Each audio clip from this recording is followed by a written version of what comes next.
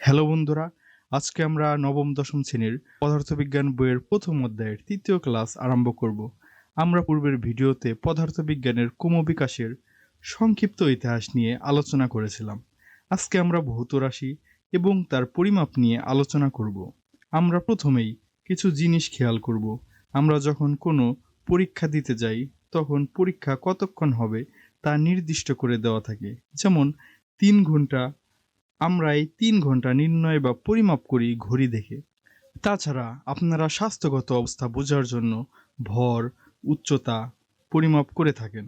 শুধু তাই নয়, আমাদের প্রয়োজনে আমরা ঢাকা থেকে চট্টগ্রামের দূরত্ব নির্ণয় করেছি। সর্বোচ্চ পর্বতশৃঙ্গ মাউন্ট এভারেস্টের উচ্চতা নির্ণয় করেছি। এমনকি আমরা পৃথিবীর ব্যাসার্ধ, পৃথিবী থেকে সূর্যের দূরত্ব নির্ণয় করেছি। মোট কথা, প্রতিটি মুহূর্তে কিছু না কিছু পরিমাপ করা দরকার হয়। পরিমাপ যত সঠিক হবে আমাদের জীবন তত সহজ ও সুন্দর হবে। আমরা কোনো অচেনা জায়গায় গেলে জিপিএস সিস্টেম ব্যবহার করে সেখানকার বিভিন্ন স্থাপনার অবস্থান সম্পর্কে জানতে পারি। এই জিপিএস সিস্টেম খুবই সূক্ষ্ম পরিমাপ করে আমাদের বিভিন্ন অবস্থান সম্পর্কে ধারণা দেয়। জিপিএস সিস্টেম যদি সামান্য পরিমাণ ভুল করে তবে আমরা স্কুলের পরিবর্তে জাদুঘরে পৌঁছে যাব। তাই পরিমাপের ক্ষেত্রে অবস্থা বুঝে যথাসম্ভব সঠিক এবং নির্ভুল পরিমাপ করা আমাদের লক্ষ্য। কোনো কিছুর পরিমাণ নির্ণয় করাকেই পরিমাপ বলে। পদার্থবিজ্ঞানে যেহেতু বিভিন্ন প্রাকৃতিক ঘটনাবলী পর্যবেক্ষণ এবং পরীক্ষণের সাহায্যে ব্যাখ্যা করা হয়, তাই বিভিন্ন জিনিসকে যথাসম্ভব সঠিক ও নির্ভুলভাবে পরিমাপ করা প্রয়োজন। পদার্থবিজ্ঞানে যা কিছু পরিমাপ করা যায় তাকে ভৌত রাশি বলা হয়। যেমন সময়, ভর, দৈর্ঘ্য, বল, ভরবেগ ইত্যাদি। এগুলো হচ্ছে প্রত্যেকে এক একটা ভৌত রাশি। এই রাশিগুলোকে পরিমাপ করার জন্য আমরা বিভিন্ন যান্ত্রিক ব্যবস্থা বা যন্ত্র ব্যবহার করি। যেমন সময় পরিমাপের জন্য ঘড়ি, ভর পরিমাপ করার জন্য দাঁড়িপাল্লা এবং দৈর্ঘ্য পরিমাপ করার জন্য বিভিন্ন যন্ত্র ব্যবহার করা হয়। আমরা ভৌত রাশি সম্পর্কে জানলাম, এখন আমরা একক বা ইউনিট সম্পর্কে একটু জানব। বিভিন্ন ঘটনা ব্যাখ্যা করার জন্য ভৌত রাশিগুলোকে পরিমাপ করার দরকার হয়। তাই এই ভৌত রাশিগুলোকে পরিমাপ করার জন্য দরকার হয় এককের। উদাহরণস্বরূপ আমরা একটি বই বিবেচনা করি এবং ধরি বইয়ের 100টি পাতা আছে। এখন যদি আপনাকে বলা হয় বইয়ের একটি পাতার পুরুত্ব বইয়ের পুরুত্বের বেশি না কম, আপনি নিশ্চয়ই বলবেন বইয়ের পুরুত্ব বেশি। এখন যদি আপনাকে বলা হয় কত গুণ বেশি, তাহলে আপনি অবশ্যই বলবেন 100 গুণ। একটু খেয়াল করুন, আপনি এখানে বইয়ের পাতার সাথে বইয়ের পুরুত্বের তুলনা করেছেন। আর হ্যাঁ, এখানে বইয়ের কাভার বিবেচনা করা হয়নি। তাহলে আমরা বলতে পারি বইয়ের পুরুত্ব সমান 100টি পাতার পুরুত্ব। এখানে পাতার পুরুত্বকে একক হিসেবে বিবেচনা করা হয়েছে। ঠিক একইভাবে বিভিন্ন রাশিকে এককের সাথে তুলনা করে পরিমাপ করা হয়। যেমন ভরের একক কেজি। 25 কেজি চাল বলতে বোঝায় 1 কেজি চালের তুলনায় 25 গুণ ভারী চাল। পদার্থবিজ্ঞানে ব্যবহারের জন্য ভৌত রাশিগুলোর একক general conference on weight and measures নামক সংস্থা ঠিক করে দিয়েছে। যেমন ভরের একক কেজি, দৈর্ঘ্যের একক মিটার এবং সময়ের একক সেকেন্ড ইত্যাদি। পদার্থবিজ্ঞানে বহু সংখ্যক ভৌত রাশি আছে। এই রাশিগুলোর মধ্যে 60টি রাশি স্বাধীন হিসেবে ধরে নেওয়া হয়েছে। এই স্বাধীন রাশিগুলোর পরিমাপের জন্য অন্য কোনো রাশির প্রয়োজন হয় না। এই স্বাধীন রাশিগুলোকেই মৌলিক রাশি বলা হয়। বাদবাকি রাশিগুলোকে লব্ধ রাশি বলা হয়। লব্ধ রাশি মৌলিক রাশিগুলোর উপর নির্ভর করে। মৌলিক রাশিগুলোর গুণ ভাগের মাধ্যমে লব্ধ রাশি অর্জন করা যায়। তাহলে মৌলিক রাশির সংজ্ঞা হবে যে সকল রাশি স্বাধীন, অন্য রাশির উপর নির্ভর করে না, তাদেরকে মৌলিক রাশি বলে। মৌলিক রাশি 60টি। এগুলো হলো দৈর্ঘ্য, ভর, সময়, তাপমাত্রা, তড়িৎ প্রবাহ, দীপন তীব্রতা, পদার্থের পরিমাণ। লব্ধ রাশির সংজ্ঞা হবে যে সকল রাশি মৌলিক রাশিগুলোর উপর নির্ভর করে তাদেরকে লব্ধ রাশি বলা হয়। বল, দ্রুতি, কাজ, তাপ ইত্যাদি লব্ধ রাশির উদাহরণ। এখানে মৌলিক রাশিগুলোকে একটি ছকের সাহায্যে দেখা যাক। এখানে ছকের বাম পাশে আছে রাশি বা কোয়ান্টিটি, এরপরে আছে এককের নাম, তারপরে আছে সিম্বল বা প্রতীক। প্রথম যে রাশিটি দেখব সেটি হচ্ছে দৈর্ঘ্য বা লেন্থ। এর এককের নাম হচ্ছে মিটার এবং প্রতীক হচ্ছে ছোট হাতের এম। তারপরে হচ্ছে ভর বা মাস, এর একক কিলোগ্রাম বা সংক্ষেপে কেজি বলা হয় এবং যার প্রতীক হচ্ছে ছোট হাতের কেজি। সময় বা টাইম, যার একক হচ্ছে সেকেন্ড, এটি ছোট হাতের এস দিয়ে প্রকাশ করা হয়। তাপমাত্রা বা টেম্পারেচার, এটির একক হচ্ছে কেলভিন, যা বড় হাতের কে দিয়ে প্রকাশ করা হয়।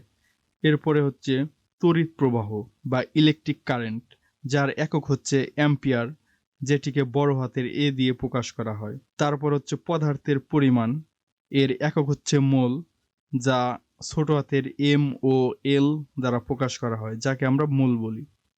তারপরে হচ্ছে দীপন তীব্রতা বা লিউমিনিয়াস ইন্টেন্সিটি, যার একক হচ্ছে ক্যান্ডেলা, যা ছোট হাতের সিডি দিয়ে প্রকাশ করা হয়। আমরা মৌলিক রাশিগুলোকে একটি ছকের সাহায্যে দেখলাম। আমরা এখন জেনেছি 7টি মৌলিক রাশি, 7টি একক আছে। দৈর্ঘ্যের একক মিটার, সময়ের একক সেকেন্ড, কিন্তু আসল কথা হচ্ছে কতটুকু দৈর্ঘ্যকে আমরা 1 মিটার বলবো বা কতটুকু সময়কেই আমরা 1 সেকেন্ড বলবো। তা জানার আগে আমরা আরেকটি কথা বলে নেই। অনেক আগে অনেক সময় দৈর্ঘ্য মাপতে হাতের ব্যবহার হতো। এক হাত বলতে কনুই থেকে মধ্য আঙ্গুলের শীর্ষ পর্যন্ত দৈর্ঘ্যকে বোঝানো হয়, কিন্তু মানুষ ভেদে হাত ছোট বড় হয়, তাই পরিমাপে ঝামেলা হতো। সেজন্য মৌলিক রাশিগুলোর আদর্শ এককগুলো সবসময় অপরিবর্তিত থাকা প্রয়োজন। সেই লক্ষ্যে সিজিপিএম এককগুলোর সংজ্ঞা নির্দিষ্ট আদর্শের সাথে তুলনা করে ঠিক করে দিয়েছে। সর্বশেষ নতুন সংজ্ঞাগুলো এসেছে 2019 সালে, কিন্তু আপনাদের বইতে বা সিলেবাসে 2019 সালের পূর্বের সংজ্ঞা দেওয়া আছে, তাই আমরা আজ সেটাই ফলো করব। পরে অন্য কোনো ভিডিওতে নতুন সংজ্ঞাগুলো নিয়ে আলোচনা করব। আরও একটি কথা, পদার্থবিজ্ঞান বুঝে অনুভব করে শেখার বিষয়, কিন্তু এই আদর্শ এককগুলোর সংজ্ঞা আপনাদের এখন বুঝতে সমস্যা হবে। আস্তে আস্তে আমরা যখন বেশ খানিকটা ফিজিক্স শিখে নেব তখন এই জিনিসগুলো বোঝা যাবে, তাই এখন চিন্তার কোনো কারণ নেই, এখন একটু জেনে রাখুন। তো চলুন এককগুলোর সংজ্ঞা জেনে নেওয়া যাক। প্রথমেই জানবো মিটারের সংজ্ঞা। শূন্য মাধ্যমে আলো 1/29,97,92,458 সেকেন্ডে যে দূরত্ব অতিক্রম করে তাকে 1 মিটার বলা হয়। এরপরে কিলোগ্রাম বা কেজি। ফ্রান্সে রক্ষিত প্লাটিনিয়াম ইরিডিয়াম দিয়ে তৈরি 3.9 সেন্টিমিটার ব্যাস এবং উচ্চতা বিশিষ্ট সিলিন্ডারের ভরকে 1 কেজি বলা হয়, যদিও বর্তমানে এই সংজ্ঞা চেঞ্জ করা হয়েছে। সময়, একটি সিজিয়াম 133 পরমাণু হতে নির্দিষ্ট তরঙ্গদৈর্ঘ্যের বিকিরিত বা শোষিত আলোর 919,26,31,770টি স্পন্দন সম্পন্ন করতে যে সময় লাগে তাকে সেকেন্ড বলে। কেলভিন, পানির ত্রৈধবিন্দুর তাপমাত্রার 1/273.16 ভাগকে 1 কেলভিন বলে। অ্যাম্পিয়ার, 1 মিটার দূরত্বের দুটি সমান্তরাল তারের মধ্য দিয়ে যে পরিমাণ বিদ্যুৎ প্রবাহ হলে প্রতি মিটারে 2 × 10⁷ নিউটন বল উৎপন্ন হয় তাকে 1 অ্যাম্পিয়ার বলে। এখানে তারটির দৈর্ঘ্য অসীম এবং প্রস্থচ্ছেদ খুবই কম বিবেচনা করা হয়। এরপর হচ্ছে মোল। পদার্থের 6.02221407 × 10⁻23 সংখ্যক প্রাথমিক কণাকে 1 মোল বলা হয়।